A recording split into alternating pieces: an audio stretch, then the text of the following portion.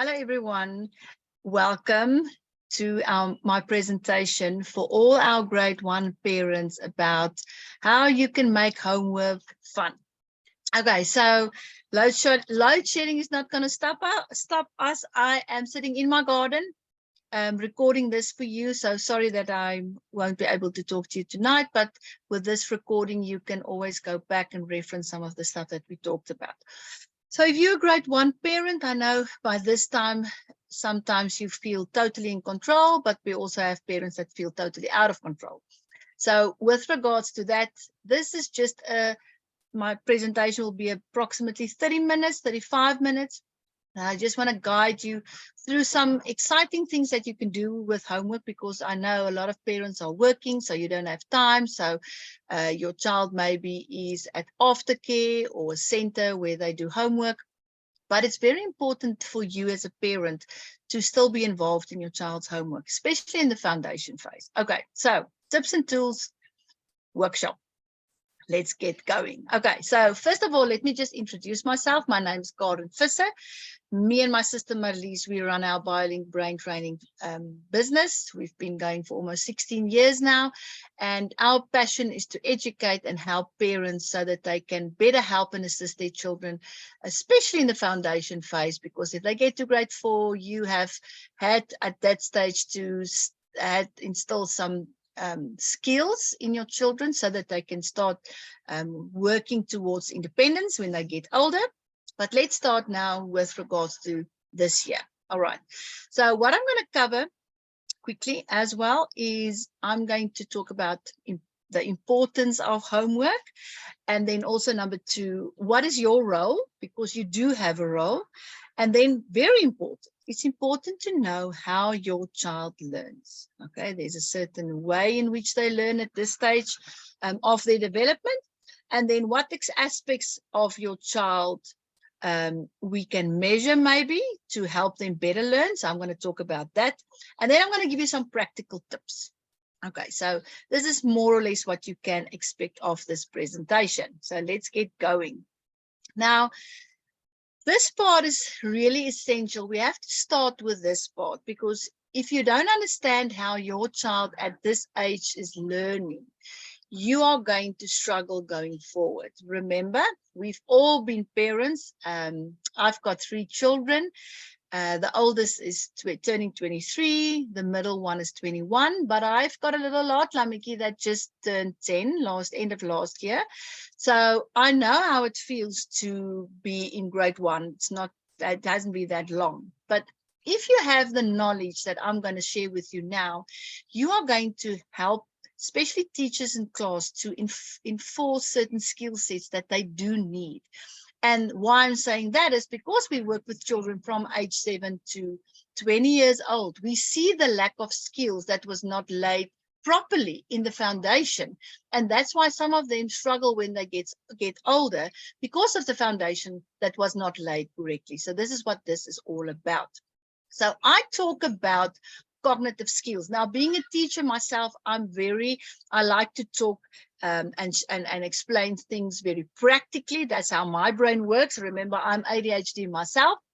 But if you look at anyone's brain, I see it as a whole. And inside of our brain, there are certain areas that let's say, for instance, attention. Attention is only one part of a person's ability to do homework, to learn, to read, things like that. So what we are looking at is there's different parts in your brain that move together. And the one can't move without the others. And remember, as soon as the child starts struggling, I promise you there's some or other foundational skill that was not developed, because some skills going forward are dependable on other skills. So they talk about the core cognitive skills. So it's our core brain skills. These are all the skills that you need or your child needs to be able to now start reading, writing, learning as they progress into the higher grades. And these skills all work together. They cannot function. You need them all. Okay, you can't have one not fit into this little package. You need them all right? And if I give you any task, I don't care what kind of job you do, if I give you a task of taking notes or go rewrite a paper or anything, doesn't matter what I'm going to give you, you use all of these skills in every activity, every day of your life. And that's why this is so important. I can tell you, and sorry if my screen does this, there's something fishy going on with my camera, but I can tell you, when I studied to be a teacher, we don't get taught this. And I can tell you that there's students that's worked in our practices that study education. This is not taught. They don't get teach this thing. They don't know this. So it's so important that you understand how this all works. So I've got a sketch here.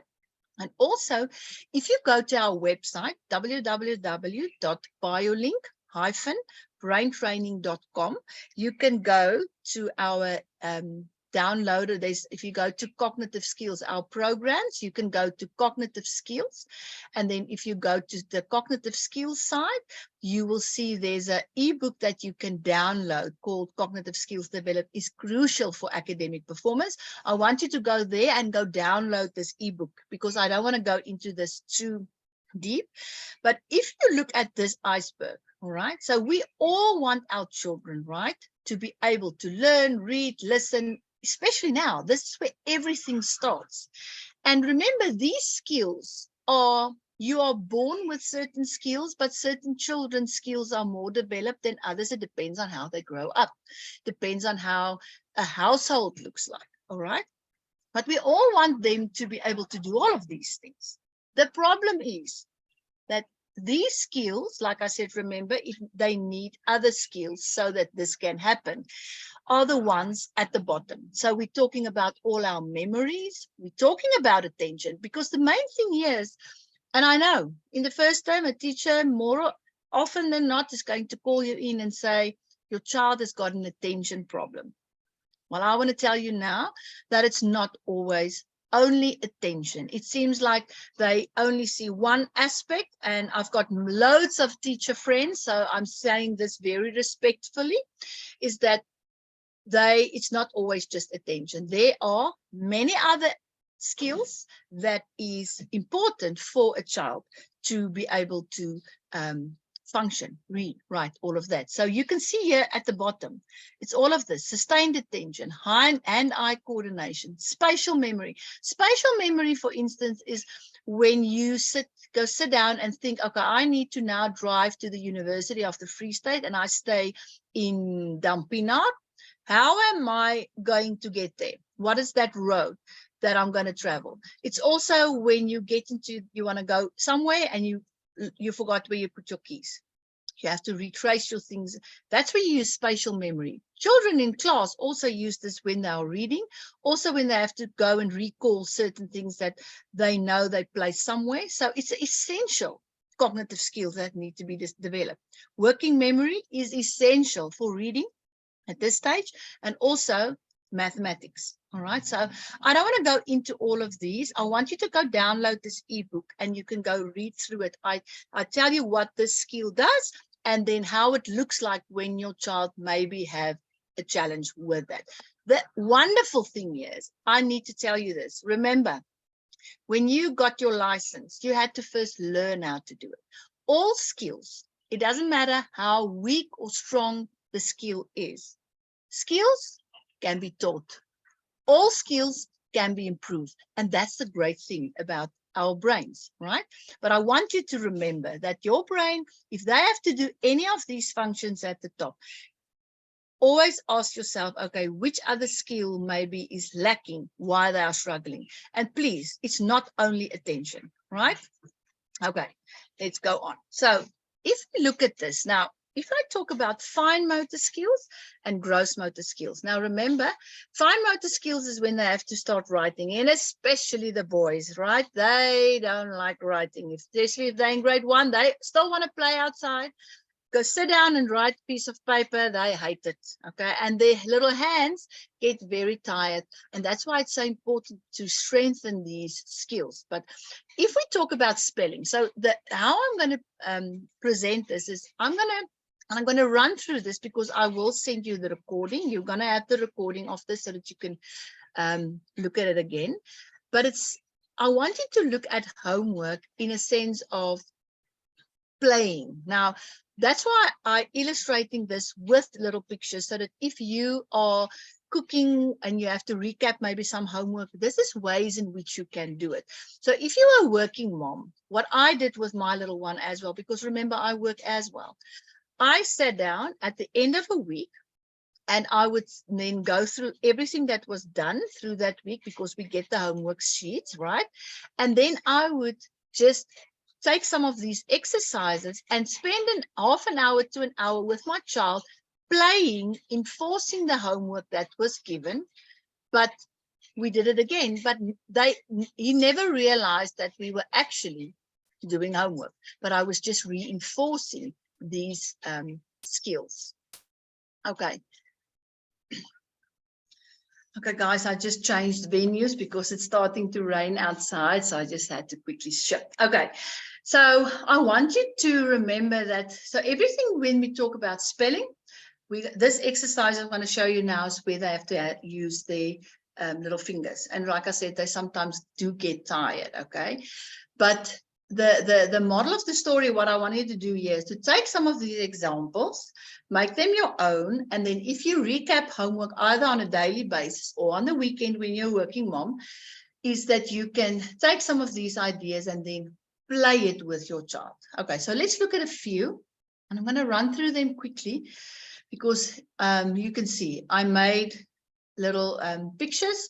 And also, you know, it's very easy to see what you have to do, the actual practicality of this. But one thing that a lot of children struggle with, especially when they're small, is their stencils, right? So some children don't like sand or glue or stuff on their hands. So we need to get them used to it.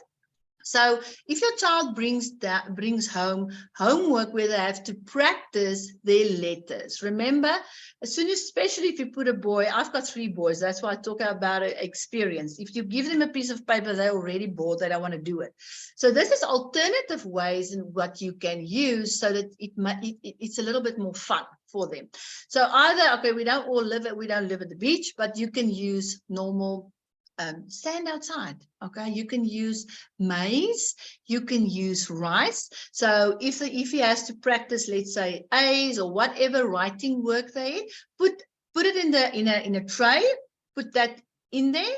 Let's say it's rice, and then they have to use their finger and then practice the letter. Now, very important, sometimes they do struggle if they have to go to paper immediately, right? So we want them to get in their brain that action, let's say it's an A, how to do it. So sometimes it helps when you first do it big and then go smaller and smaller and smaller. So for them, that's actually very fun to go and do that. So use the finger, a paintbrush. There's many ways. You can also take Play-Doh like you see here, roll it up and say, okay, make me an A and an S, for instance, with Play-Doh. Okay, so it helps them with the different textures of the materials, but it also helps to strengthen that little fingers. Okay, so this is easy, some easy things that you can do. The other one, and I know a lot of schools use this one, is to cut out the letters and then they have to go look for it. So cutting it out, forming words. This one my child always loved a lot is your washing pins. You can just write with a Koki, especially if you buy plastic ones, you can just write with a Koki different letters and then tell them, and you can do this while cooking pasta. Tell them, take the pin, the pegs, and form the word dog. Then they have to find the D, the O, the G, and then just give them a piece of something that they can clap the pens on, and then they've spelled the word. So it's a more fun way for them to really practice what they've done on a piece of paper, but in another way, because we want them to experience different activities not only fine motor, but also big. And I'm going to give you some examples. All right. And then you all know this little letters that we can buy. And Education in Bloemfontein, some of these places, they've educational stores, they all have things like that. And they can do it on the fridge. What I want you to do is, it's different activities of learning spelling words and spelling letters. Okay. Another one is toothpicks. Okay, so they can take the toothpicks and they have to form the word with placing the toothpicks in a letter. So that's a great one. Also, you can use that ice cream sticks. Same thing. All right. So there's different ways in which you can use it. So it's just different. So you're going to maybe look at your kitchen and things like that a little bit different after using this. And remember, I'm sending you this.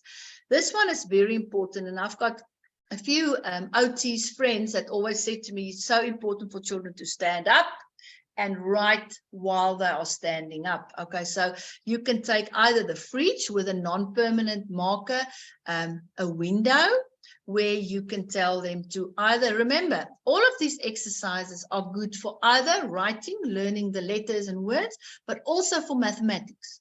So all of these things, always remember, if I do it with letters, I can do it with maths the same. It's the activity that you can choose. So they can, copy words and things like that. Okay. Gross motor skills. This one the boys love, that's the ones they want to run around. Okay. They want to play. So this is a great one where you can help them to learn. So what I did with my son, and you can read all of them, I'm going to just give you one example. So what I did, on the side of my house wall, I painted the one part black. So I took some crayons, and then I wrote some of the letters that we did throughout that week. I wrote out big on the wall, and then I gave him a ball, and I said, okay, you now have to, let's say it's just letters, throw the ball to the different letters. They love it. You can then go ahead, if they start doing words, say, okay, form. You give them the word. They have to look for the D, the O, the G, for instance, or it depends on what you are going to put on there. Tell them to form their own words, okay? But for them, it's fun because it's not sitting in a house in front of a book. It's playing outside, okay? You can do this against the wall. You can even do it on the ground. Again, you can draw that with the crayons. You can draw it on the pavement, and they can jump from the one letter to the other letter, okay? Very fun and exciting for them. And the girls love this too. Another one is if you maybe play outside and you've got some, sticks and stones and things like that, they can even form the letters with the sticks, okay? Also a fun one that they can do, okay? Let's look at counting, okay? And I know a lot of kids, if your child gets into school, we all start doing extra mathematics because maybe a friend told you that children are struggling with mathematics. But I can tell you, main thing why they struggle is because the foundation was not laid properly. The problem that we see, and I've seen it for many, many years, it's always the same, it's never different, is they don't have a concept of a letter. They can count. I mean, you will know, you get 4-year-olds and 5-year-olds that can count till 20 or 30, but they don't have a concept of what it is. Okay, so very important that you are very actively aware of making sure if you say 2, that they've got a concept of it's 2 things. Okay, otherwise it's just a sequence. Because I remember when homework got sent, I did the counting homework first because it was number 1 on the list, because my child can count. And it just after years I've been doing what I do, and I realized that actually it's like a rhyme. They just know the letters, so it's very easy. But if I said we're going to count from 1 to 20, but start at number 9, they struggle to go ahead. So I want you to do that. If they get counting homework, and start from different places and let them count forward, but also let them count backwards. Okay. So fun ideas that you can use here as well is if you use pipe cleaners, you can place it. There's different things that you can do. So you have little rings, plastic rings, and then you tell them, put 3 rings on the pipe cleaner. They have to put in 3. You can say 3 on the green one and 2 on the yellow one. And then they have to do that. Actually, you want them to feel that 1, 2. And maybe this doesn't make sense to you, but I promise you it makes a big difference, because they sometimes don't understand. They have to feel it with their body. So that 1, pulling it over the pipe cleaner, and the 2 is 2. Okay. And then as you progress, say 3 plus 2 is what? It's 5. 1, 2, 3, 4, 5. Okay. So always think a little bit ahead. And I promise you, when my oldest one was in grade 1, he was diagnosed with autism. So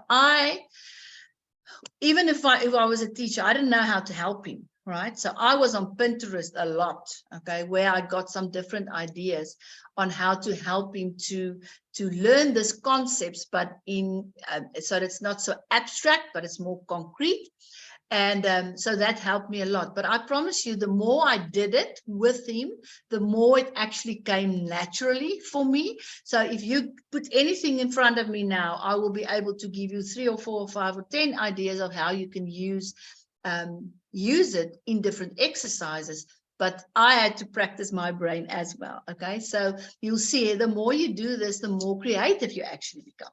Okay, because remember, we're not all teachers, and people always assume because I was a teacher that this came naturally for me. It didn't. I was a high school teacher. This was like total chaos for me. I struggled as well. Okay, but the more you practice it, the more the better you can get.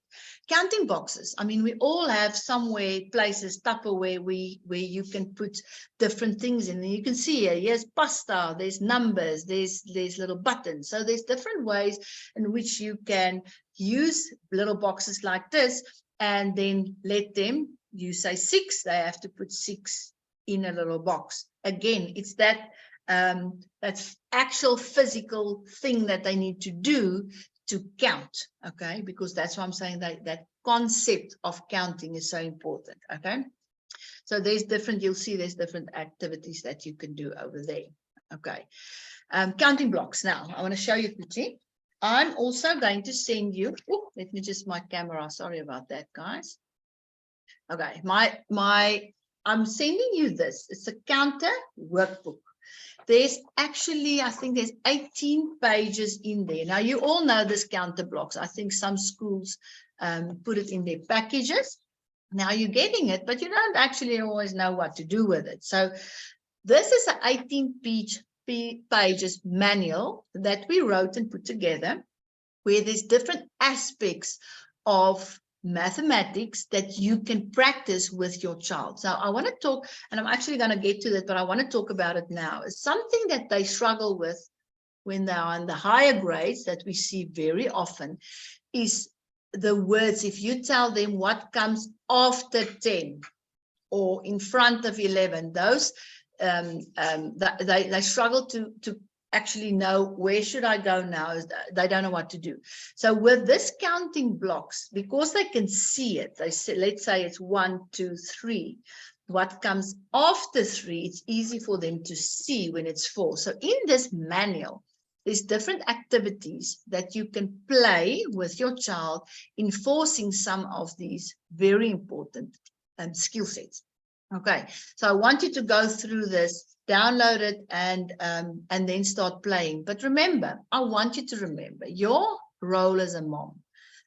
You send your child to school, the teacher is doing her best, but we all know the reality is classes are full, the syllabus is even fuller, and this poor teacher has to keep all her ducks in a row, and they need the enforcement. That's the problem with our syllabus. We can't get away from it. There's too much content in our syllabus.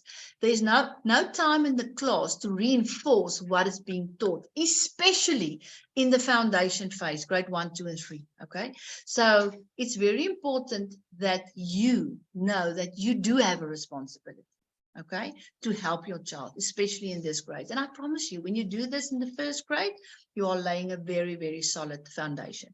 So I want you to go and then look at all the different exercises in this counter book that you can play with them. All right. Okay. And remember, it's a counter book, but you can do the same thing. So if you look at that counter blocks, it's number, you can put numbers on, but you can also put the letters of the alphabet on that. So if you want to build words, you can use this counter block. So what I did with mine, on the front of the one side of the counter blocks was numbers. And if you turn it around on the back side, I put all the alphabet letters. So I use the one set of counter blocks that I have for mathematics and for reading and writing. Okay, let's go ahead. Guessing. This is also, and I never realized how important this is, but I have to start, look at something. So let's say, for instance, I'm telling you to look at let's say some sugar standing in front of you.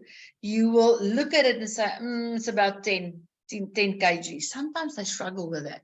So if you put, you could take some socks like there, put some marbles in there and let them feel and just guess how many marbles do you think is in there. So very exciting and fun activity to do, but very important as well. Okay, so if we start doing gross motor skills, again, to count, this is fun. Okay, so the same thing with the balls. That's why I painted the one wall on my house. I painted with that blackboard black, so that I can use the crayons, the school crayons, that I can, just use a hose pipe and rinse it off.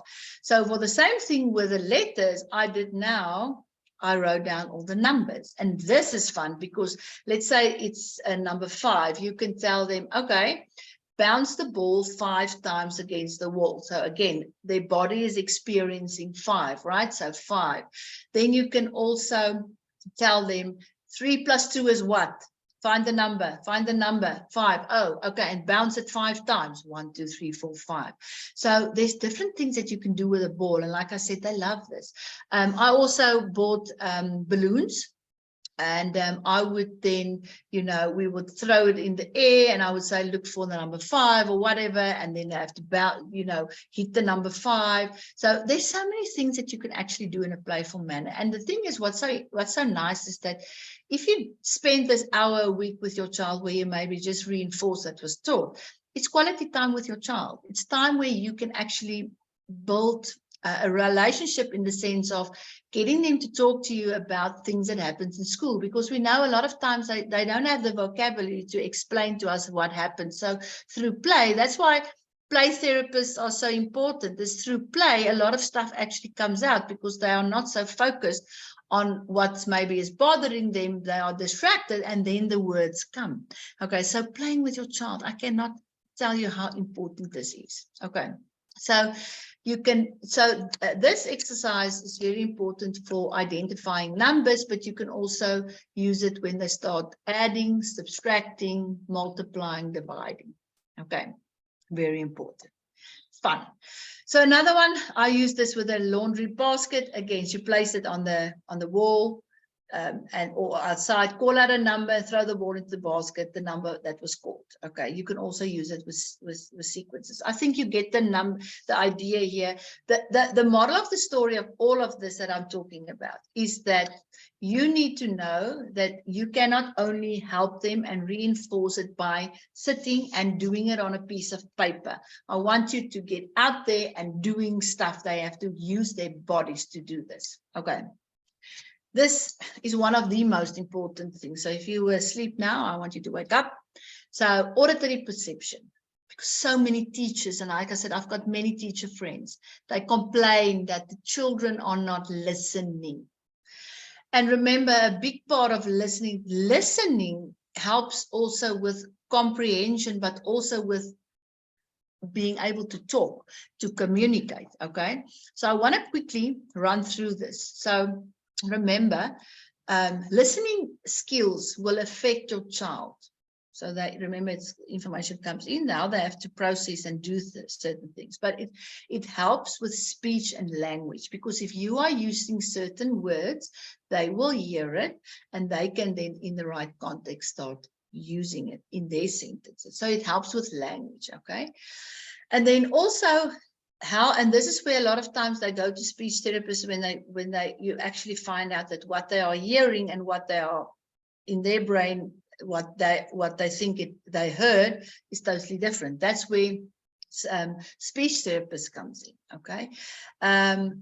Also, and this is a big one, and sometimes the teachers do get mad at me, but they give too many instructions all at once. So they will say, and I remember everything I'm talking about teachers, I'm saying this very respectfully, and because I've got loads of friends that's still in teaching, is that they will give let's say, okay, take out your math books, okay, go to page 2 and remember to write the date. Now, for some children, there's a lot of different instructions that went into that one sentence, okay? So sometimes they struggle to follow because it's too fast, okay? And then if they can't, they don't know what to do, the first thing that teacher will say most probably is, hey, you have to listen, pay attention. It's not always that. I'm going to get to that. And also remember, the better their vocabulary is, the better they will be able to socialize later with friends and family, things like that. It's just to help them cope. So listening is actually a very important skill. And it's important if you talk to your child that you make certain that they look you, if you give them a task, that they look you in the eye and listen to what you are saying. Because I know what all our children are. They're talking to you, but they're on this thing the whole time. Okay, they're multitasking and they can't. Okay, so here are some games that you can play that can help them with listening skills. Okay, and I'm also going to show you some examples that I made you. So you all know broken telephone, where they have to listen to the word. Okay, and then, you know, just pass this on. I know they play this a lot at school. Simon Says. So important if you play these games, and it's in the exercises that I'm going to give you as well, is remember, they're only 6 or 7 years old. So their processing speed is not totally developed. Sometimes they're totally underdeveloped. And if they are too slow, brain needs a little bit more time, right, to process. And you need to, so you have to start with maybe giving them one task. So Simon Says, stand on one foot, for instance. So you practice that one, and then you go to 2 activities, 3 activities, okay? And there's one lesson that I want to teach you today, and especially this is relevant up to grade 3. If your child gets something right the first time, it's not guaranteed that they're going to get it right the second or the third time. It takes a lot of repetition for them to really get something done, and so that it actually becomes second nature for them. Okay. So here, how many things that you hear, listening to stories and retelling them. So if you read their stories at night, maybe help them to, because they struggle to retell the story. And if they get stuck, ask them certain questions that can put them back on track, okay? So very important for them to retell this, okay? And then giving them multiple instructions, but I want to quickly show you that. So you'll see here, listen and learn, okay? Give your child 1 instruction. As you practice this more often, start giving them 2 and then 3 actions, one after the other, okay? So I'm going to quickly explain to you. So this is this, right? Because this is what happens in class. The teacher gives at least 3 instructions, and then sometimes it's too fast for them. And now the hand goes up. And if it's now the 10th time that the hands goes up, the teacher most probably is going to get fed up. And then what happens? If they now get scared to put up their hand, they totally just dissolve into the classroom because they're now too scared to ask anything. Now what happens? They fall behind, right? And especially if your child is a quiet one. The quiet children with challenges are not seen in class because there's most probably more than half of the class is all over the show. So sometimes they do struggle, but they are overlooked because they are quiet and they don't take up any of the teacher's attention. So it's very important that you look at that. So with this activity, you'll see it's a little picture that, and you can do this with anything, right? So that's why I'm giving you just a few. And you'll see when it starts, there's only 1 instruction that they have to do. And if you carry on, you'll see the instructions is getting more and more and more. So these is, I think it's 7 pages where there's all listening skills activities that you can play with your child. Okay, I want you to really practice this.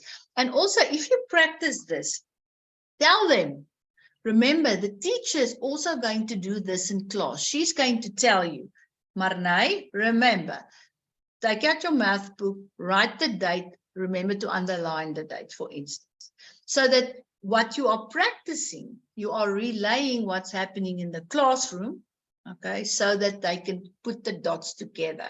Very important. Okay. Visual perception as well. So this is a fun one. And yeah, you can use Lego blocks. You can use the counters. Okay. And I want to read this one with you because this is a very important one. So you arrange a couple of kitchen knives in a pattern, and it can be anything, blocks, whatever. So you put the pattern there. So let's say fork, knife, teaspoon, whatever. And then they have to, let's say, use Lego blocks, blue, red, yellow. Now they have to repeat that sequence, right? So you can play a game. So you start packing it, they have to repeat it, okay? So you can play that a little bit. Now what I always did with my son is I would say, okay, now you pack it. You pack a sequence, and then I'll be the child, you the teacher, right? And then we'll play it. And then after the third or fourth round, for instance, I will make a mistake and then see if he picks up that you made a mistake. So I want you to do that, okay? And you all know the spy game. I don't want to go into that. So that's very important. So I want you, because we want them to be aware of what they are actually seeing, right? Okay. So I want you to look at these behaviors, or if the teacher calls you in because of some of these behaviors, I wanna give you some information that you need to consider. Okay. So I know when they're still small, some of them do get it right. They can just go sit down and start with their homework, okay? But look for behaviors that they sometimes don't start, okay?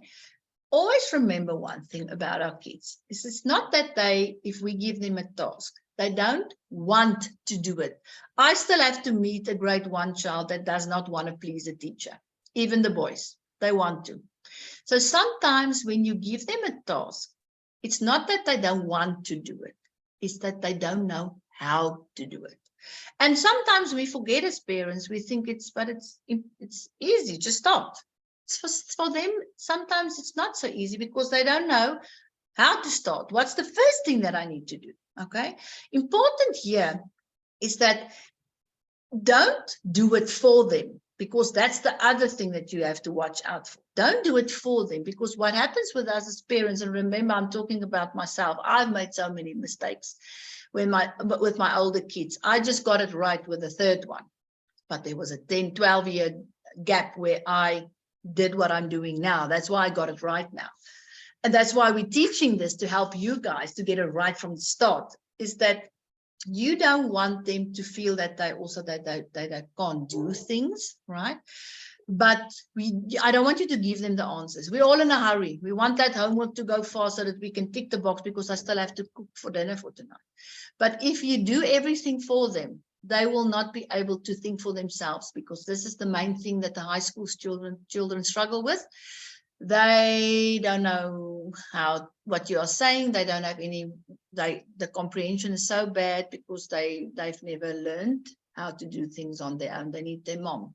Okay. And I'll share with you now where is the one thing that you can start doing for them. And even if they're in grade 1, they can do it. Okay. Because we need to teach them independence from a younger age. And it can be done if you help and reinforce this. Okay. But that's the first question. Can they do their homework on their own? Okay. Another question I want to ask you, and we see this so often with the little ones, is, do you know if things around them, and so that's now hearing and seeing, are taking them off task? Because you need to remember, if a child are distracted by things, sometimes you won't even see it if you look at them, but they are hearing this dog barking the whole time, and that's what keeping them from starting. Now, if you observe them from the outside, you will say, but it's attention. No, sometimes the primary issue is the fact that auditory and visual distractions is prohibiting them from doing it or paying attention. Okay, so we need to make certain that if it's attention, it's attention. But if there's something else that's causing the attention relay, we need to know that, right? Okay, and then can your child do 3 consecutive things when you tell them? So I always use this example, and everyone always laughs. If you send your child to the room and say, listen, Peter, go fetch my purse, take out a 5 rand and give it to your dad. Sometimes they go down the hall, you never see them again, or they come back and they say, what do I have to do again? Or they get it, they just get lost, okay? And again, you're going to say, but he's not paying attention. No, this is a perfect example of a slow processor. Heard the first thing, but did not hear the second and the third thing, okay? Big difference between being slow processing speed and attention. And if I say slow processing speed, I'm not saying your child is slow. I'm just saying your child's brain. I'm 51 years old and I'm a slow processor. I need that 1 second longer for me to know what to do. Okay, very important. Is your child always in a hurry? Very impulsive? Okay, so this is still fine when they're in the foundation phase, but as they grow up, this is when they are starting to make silly mistakes. They knew the answer, they just answer it, and then it looks like they didn't learn or they can't do it. They were just in a hurry. Okay, do you know these? Okay, do your child struggle with meltdowns? The other day I did a whole session about, remember, their vocabulary is very limited. So if they struggle with one of these things, what happens? It's someone burst into tears or it's a screaming match. Okay, ask yourself that. And then does homework take too long? And then remember, you get frustrated because we all come home from a hard day of work and now your child just can't finish this. Okay, so if we look at these, there's an assessment that you can do that's called the focus assessment. Now, why this assessment, I always tell parents, and I said it this weekend at our study methods course as well.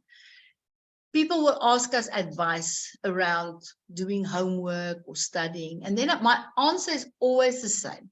For me to give you, I can give you advice, but if I want to give you good advice that applies to your child, I need to know your child's skill set. What can your child do? And what are some of the obstacles maybe in your child's way that's prohibiting them from doing that? Okay. So 7 years ago, we co-developed an assessment tool called Focus with the University of Potchefstroom. And everything that I'm showing you here is scientifically, it's an independent, objective test of attention.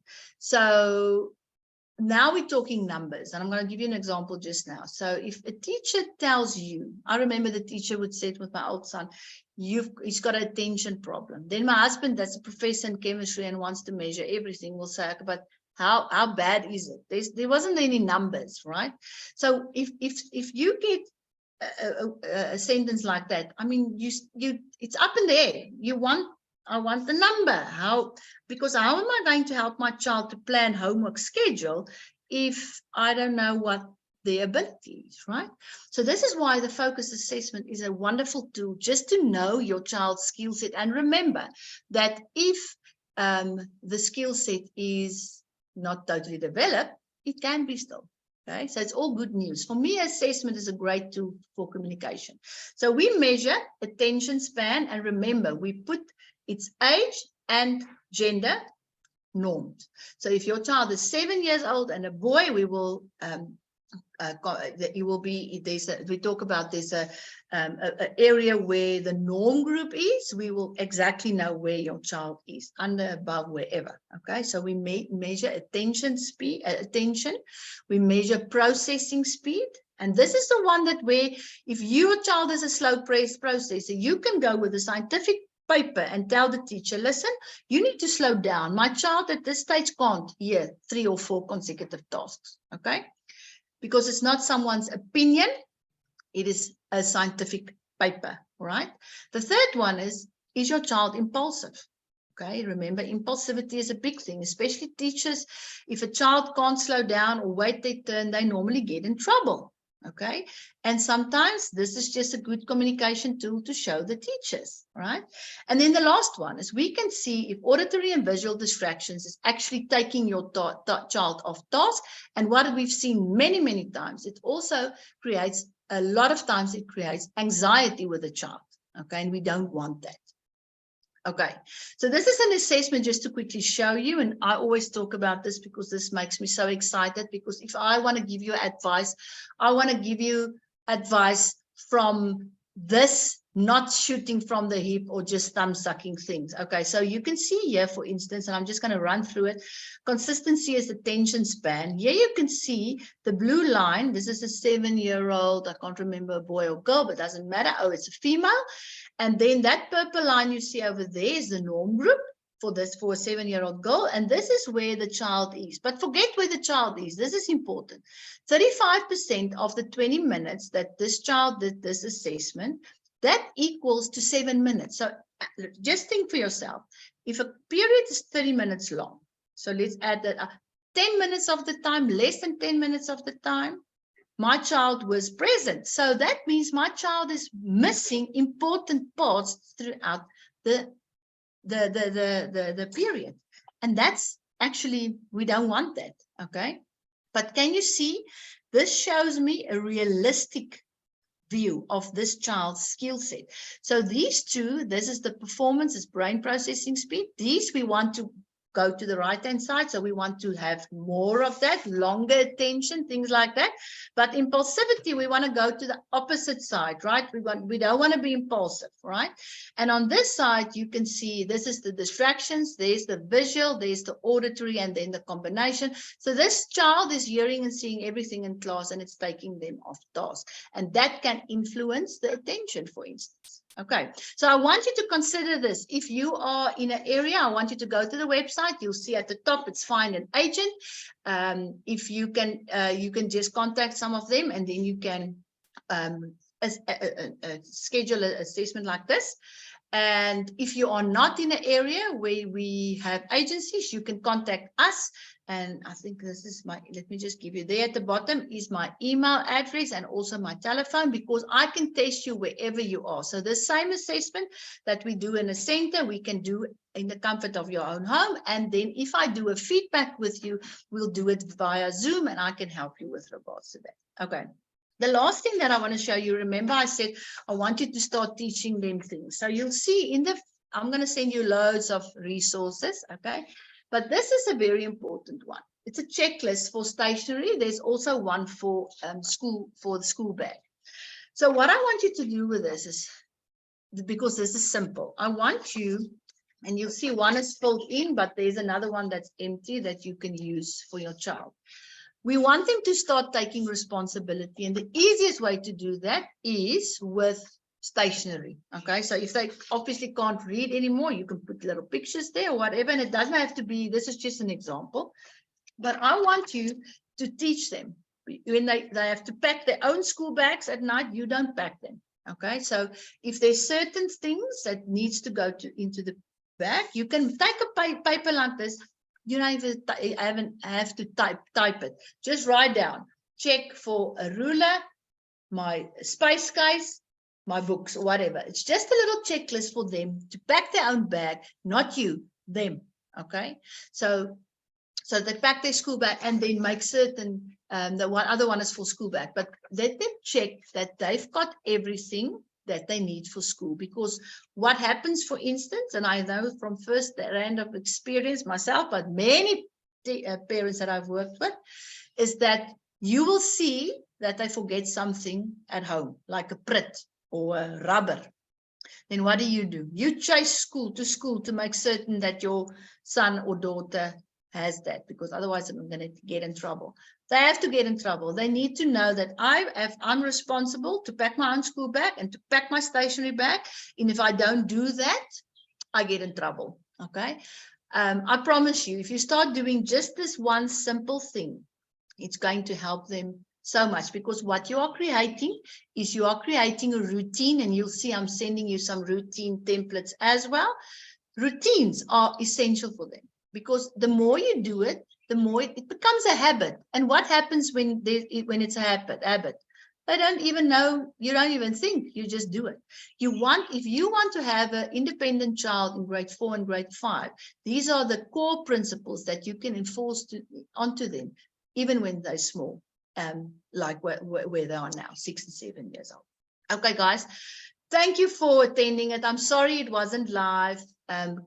Please follow us on all our social media pages. Follow us on our website. We've got loads of exciting webinars that we're still going to present through the course of this year. And if you have any questions, like I said, there's my telephone number, my email. If you have any questions, go there, email me, or go to an agent near you, and you will absolutely be helped to the best of our ability. And have a wonderful, great year. Thank you. Bye.